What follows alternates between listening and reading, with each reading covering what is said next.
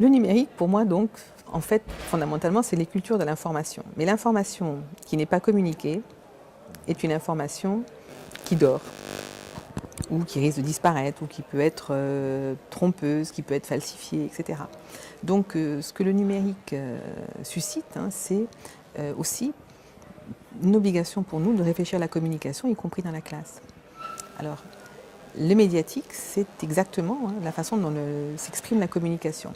Le numérique apporte à la communication habituelle l'interactivité. C'est sa grande puissance. C'est le numérique qui nous révolutionne, c'est celui qui a commencé à partir de 2007, c'est-à-dire avec les réseaux sociaux. C'est-à-dire l'activité qui était déjà là avec l'informatique, tout d'un coup trouve les plateformes qui vont permettre à des millions de personnes de se retrouver, d'interagir. Ces plateformes, pour le moment, on ne les considère pas comme des médias. Or, elles le sont.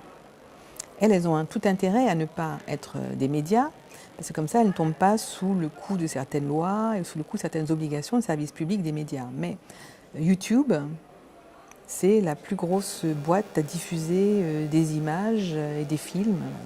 Facebook, c'est la plus grosse plateforme à diffuser des lettres, des messages. Voilà. Donc, en fait, nous sommes dans des médias qui passent sous le radar. Et du coup, on ne se rend pas compte qu'ils filtrent, ils font tout ce que font les médias. Ils ont une fonction de filtre. Les moteurs de recherche ont des algorithmes qui permettent à des informations particulières d'arriver plutôt que d'autres, etc. etc. Ils ont une fonction d'agenda, c'est-à-dire qu'ils décident de quelles sont les priorités de l'information, de ce à quoi on va donner accès aux consommateurs. Ils font de la surveillance de l'environnement. C'est grâce à eux qu'on sait le temps qu'il fait, l'environnement de notre corps, on peut savoir notre température, etc. etc. Ils font de la corrélation, c'est-à-dire qu'ils permettent de mettre deux informations côte à côte. C'est la grande chance du tweet, où on peut s'envoyer plein de petites infos sur le même type d'information et on voit qu'il n'y a pas les mêmes perspectives, il y a du pluralisme ou pas. Donc on est complètement dans un système médiatique. Et il faut absolument que le public, le grand public, mais les jeunes, les formateurs s'en rendent compte parce que du coup, il faut une éducation aux médias en ligne, comme on fait une éducation aux médias hors ligne. Parce que c'est elle qui développe l'esprit critique, c'est elle qui donne un sens à la citoyenneté, qui permet de construire et de déconstruire l'information. Et c'est elle qui permet aussi de créer, d'être soi-même éditeur et publieur de sa propre information.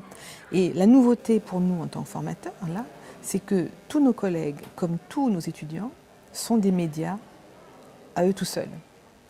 L'Internet des objets transforme toute personne qui a ce genre d'outils en un média qui envoie de l'information, qui peut l'éditer, qui peut la filtrer, qui peut la charger sur YouTube ou pas, qui peut la falsifier, qui peut la transformer en rumeur, qui peut la transformer en harcèlement, voilà. Donc tout ça, c'est une éducation, c'est l'éducation aux médias et à l'information, et c'est vraiment quelque chose qui est par contre essentiel pour qu'on ne naturalise pas le numérique. Pour qu'on se dise pas, oh tiens, c'est ambiant, c'est naturel, c'est neutre. Voilà. Non, c'est pas neutre, ça filtre, ça donne des priorités, ça trompe, ça désinforme. Tout ça, donc il faut dénaturaliser le numérique. Et il faut aussi se méfier de cette convivialité des réseaux. Parce que ces réseaux conviviaux qui nous mettent tous sur le mode du like, du fait d'aimer tout le monde, on ne peut pas de-liker, on ne peut pas détester. C'est une option qu'on demande souvent à Zuckerberg de mettre en place sur Facebook et il résiste. Mais il y a vraiment cette obligation par contre d'être ami et surtout cette obligation de tout révéler sur soi.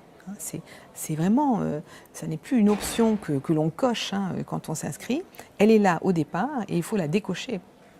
Donc il faut faire très attention à cette obligation de choix, parce que comme toute obligation de choix, dès qu'il y a une obligation, on n'est plus libre. Donc il faut libérer l'information, y compris l'information sur sa vie privée, c'est-à-dire ne pas la donner quand on n'en a pas envie.